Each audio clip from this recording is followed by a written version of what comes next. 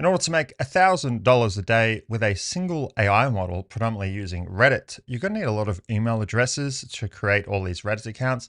Now, you can't just use any email addresses because they will get flagged, and Gmail's making it harder to create email addresses, now requiring verification for mobile and having the maximum number of emails that can be associated with their mobile number, etc.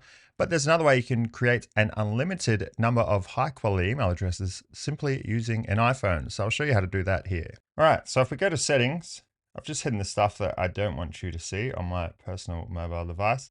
Then you'll click on your profile up the top. It will say your name. You click on that. Then you scroll down to iCloud. You'll click on iCloud. Once you've clicked on iCloud, you'll scroll down to where it says hide my email address. You'll click on that. And then this allows you to create essentially an unlimited number of email addresses using iCloud emails, and they all get forwarded to your main email address that's associated with your Apple account. So this will just create a random email here. So we've got 11_uptakes.bangle@icloud.com. So it doesn't really matter what it is because it's associated with iCloud, which means it's high quality, which means Reddit's not going to flag it.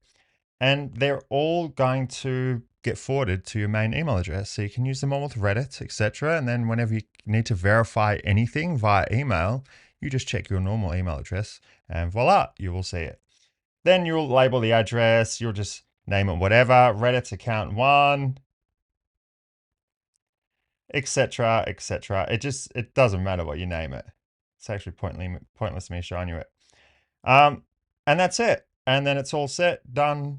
There is one of many emails that you can create. So easy workaround for you. Now, as usual, if you like the video, go smash the like button, smash the subscribe button, and I'll see you on the next video.